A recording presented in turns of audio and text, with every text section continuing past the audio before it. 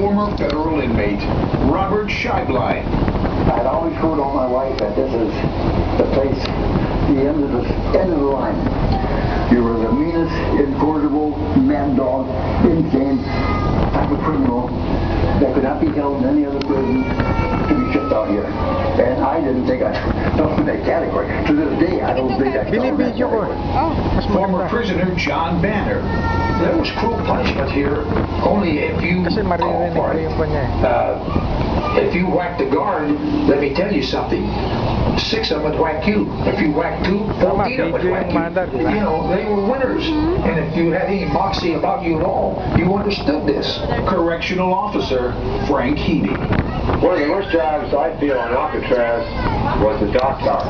The midnight date, that was the worst shift of all the work.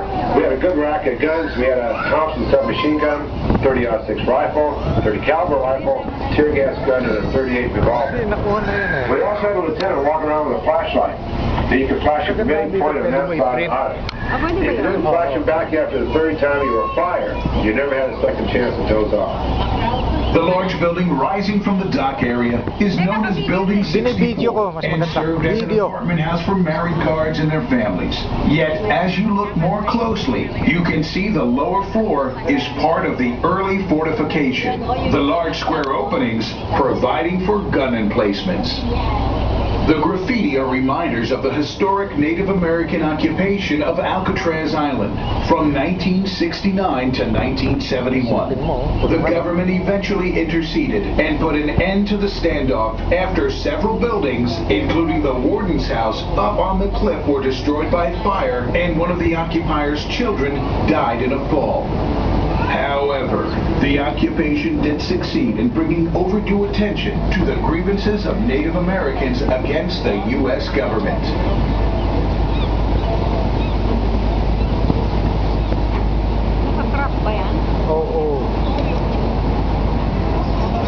Now, as we look at the southeast side of the island, we may be surprised to see an expanse of the very large blue-green cacti, with towering flower shoots reaching high above.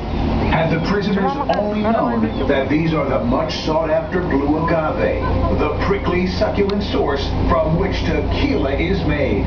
The stone pathway winding along the water's edge and making its way up the hill is the Agave Trail, only accessible to visitors during the fall and winter, as this and other areas along the western shore are closed during nesting season to protect the native seabird habitat. As we proceed toward the western shoreline, we can see abundant succulents above, actually overtaking the rooms of what were once housing for prison personnel and their families who brought much of the non-native flora, which also seems to thrive on Alcatraz, as did the families and children who called this island home.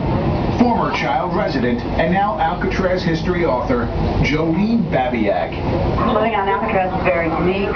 My childhood was quite normal, but living on the island, of course, was very different. There was always the possibility that we would see Machine Gun Kelly, or, you know, Creepy Carpus, or Basil the Owl Banghart, or whatever. Generally speaking, we didn't see any of the famous prisoners, but we did see prisoners, and that made it very unique. The Army had converted the aging fortress to the first Western military prison in 1907 and constructed most of the buildings, including the main prison and administration building we now see, which contains the cell house and the interior cell blocks. The massive 3-story concrete structure was built using military prisoners were building their own new home before being allowed to move in upon completion in 1912. The entire prison complex was acquired by the Bureau of Prisons in 1933, who welcomed the new federal prisoner residents to the United States Penitentiary, Alcatraz, in 1934. Tough early federal prison rules included mandatory silence among prisoners within the cell house and in the dining hall. And it didn't take long before the first desperate escape attempt took place in 1936 by inmate number 210, Joseph Bowers.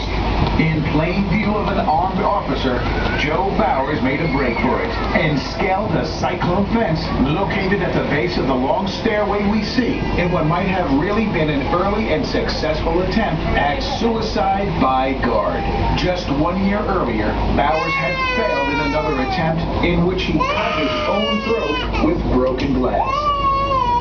The long stairway you see on the hill brought prisoners down from the exercise yard, which is within the walled area you see above, to daily jobs in the prison industry's buildings just ahead.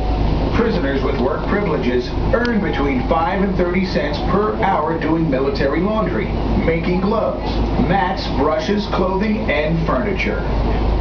A later escape also culminated along this shoreline in 1939 when 5 inmates, including Doc Barker, son of the infamous Bob Barker, escaped from the isolation wing of the cell house by soaring through antiquated window bars and made their way in the dark down these cliffs to a small cove beneath the warning sign, now remembered as Barker Beach. The rough surf and frigid water succeeded in keeping the men on the island until daylight. The searchers found them, fatally shooting Barker and capturing the rest, who included Henry Young and Rufus McCain. In a real-life epilogue, played out in an exaggerated 1995 Hollywood production, Murder in the First, Young would later stab McCain to death, then use his trial to essentially put USP Alcatraz on trial for cruel and inhuman conditions, and succeeded in reducing his murder charge to involuntary manslaughter. Although in the movie, after the trial, he was found dead in his cell. The real Henry Young was eventually paroled in 1972. At the age of 61, violated his parole the following year, and remains a fugitive.